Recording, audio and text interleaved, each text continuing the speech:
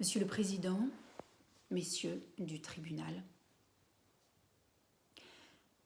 je ressens un parfait accord entre mon métier, qui est de plaider, qui est de défendre, et ma condition de femme.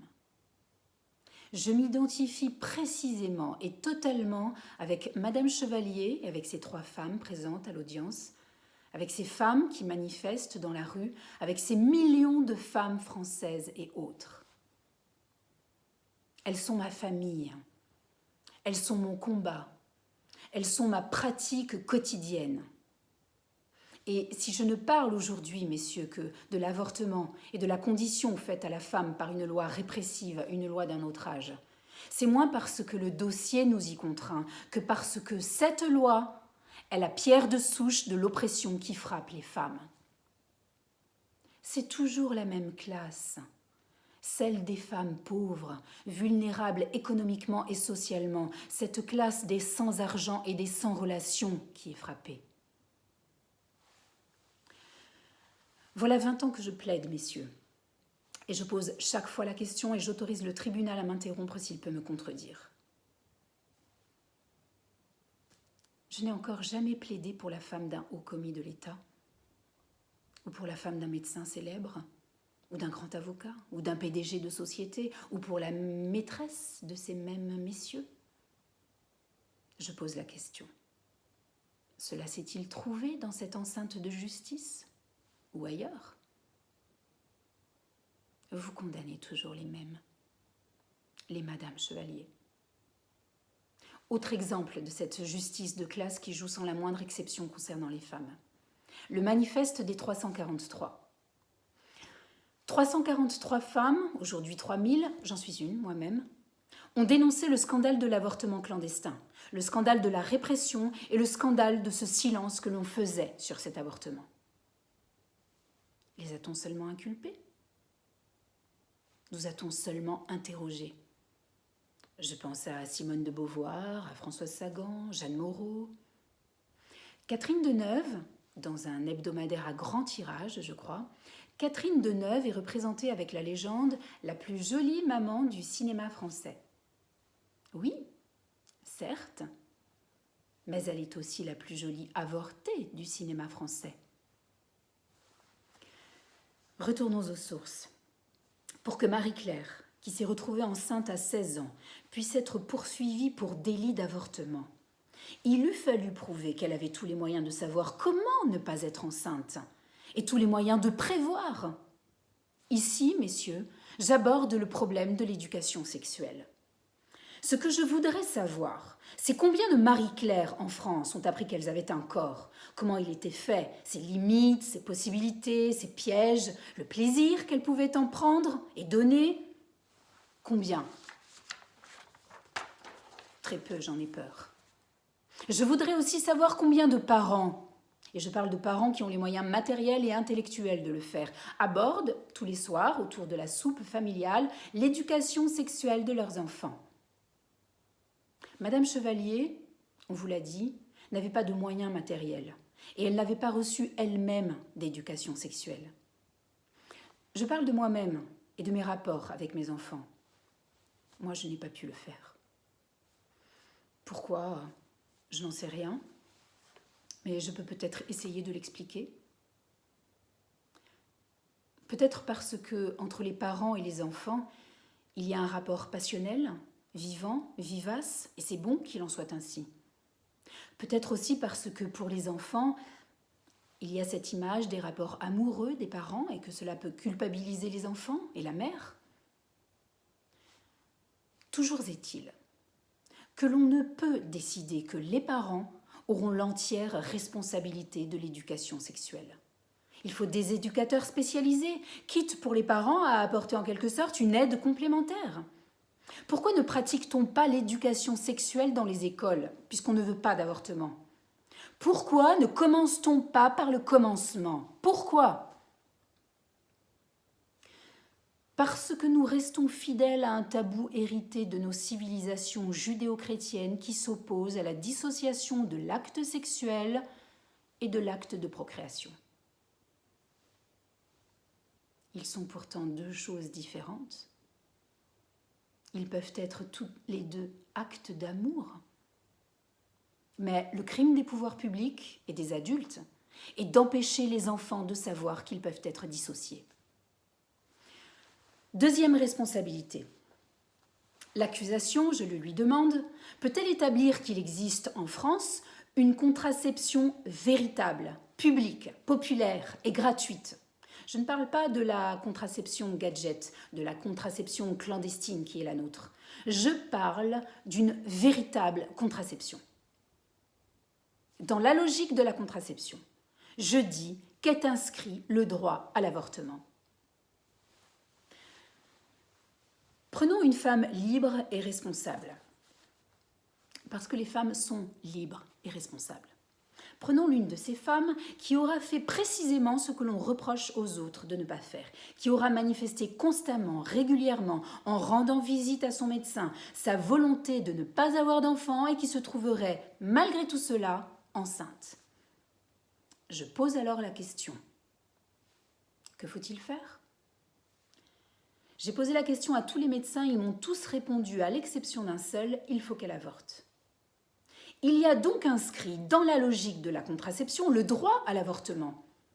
Car personne ne peut soutenir, du moins je l'espère, que l'on peut donner la vie par échec. Et il n'y a pas que l'échec, il y a l'oubli. Supposez que l'on oublie sa pilule. Oui, on oublie sa pilule. Je ne sais plus qui trouvait cela absolument criminel. On peut oublier sa pilule. Supposez l'erreur dans le choix du contraceptif, dans la pose du diaphragme. L'échec, l'erreur, l'oubli. Voulez-vous contraindre les femmes à donner la vie par échec? Par erreur? Par oubli? Est-ce que le progrès de la science n'est pas précisément de faire échec à l'échec, de réparer l'oubli, de réparer l'erreur? Il y a ici des filles, des jeunes filles, qui, elles, vont jusqu'au bout de leur grossesse, pour des raisons complexes, mais disons parce qu'elles respectent la loi, ce fameux article 317, elles vont jusqu'au bout. Que fait-on pour elles? On les traite de putains, on leur enlève leur enfant, on les oblige la plupart du temps à les abandonner.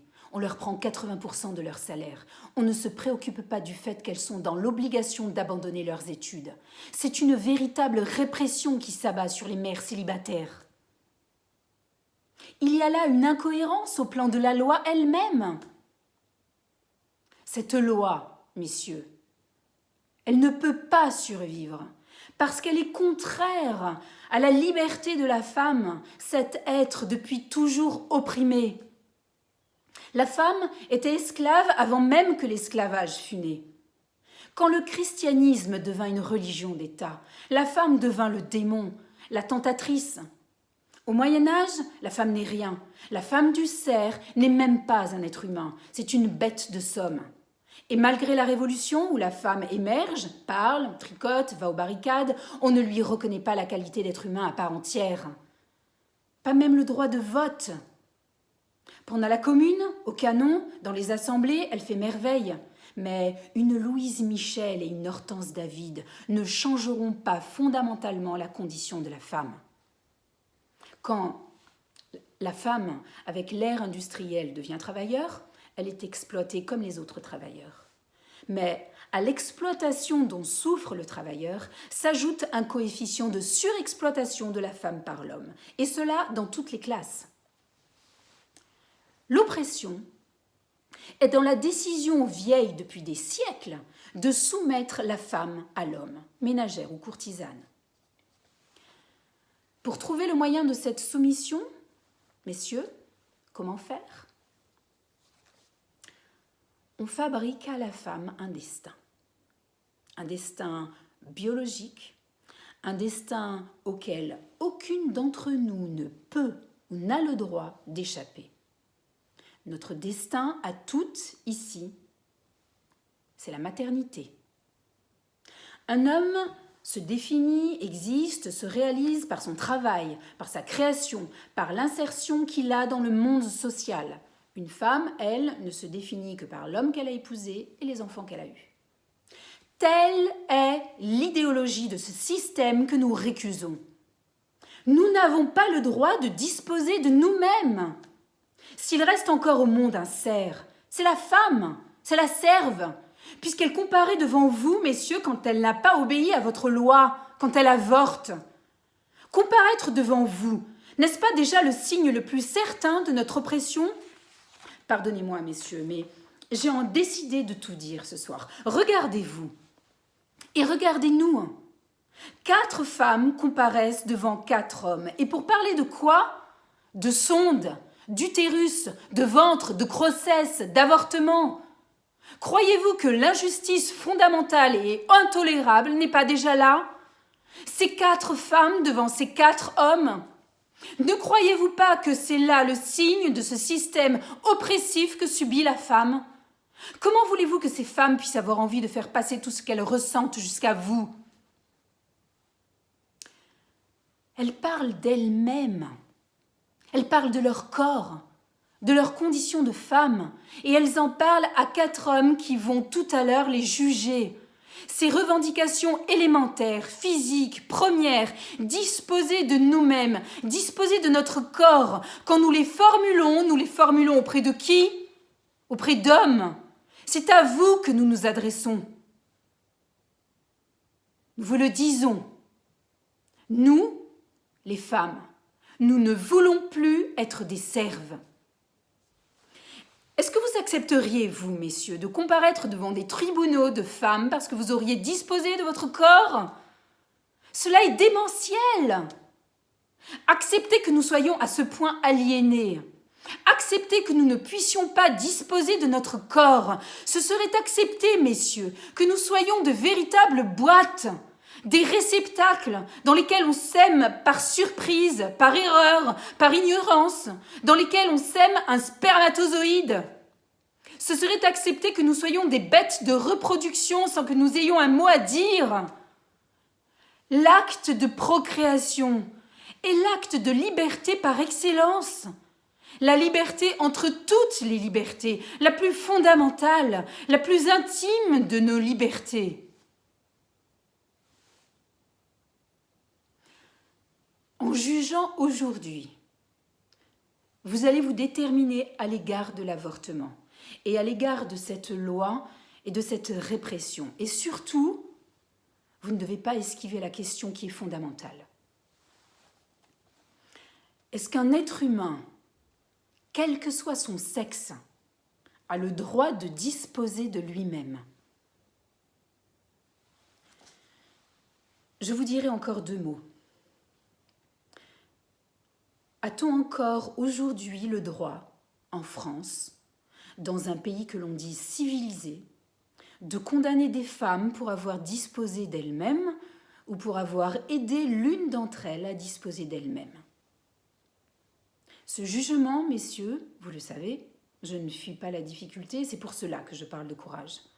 Ce jugement de relax sera irréversible et à votre suite, le législateur s'en préoccupera. Nous vous le disons, il faut le prononcer.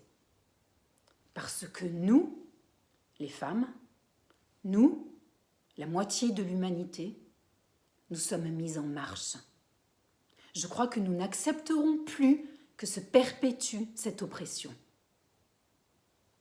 Messieurs, il vous appartient aujourd'hui de dire que l'ère d'un monde fini commence.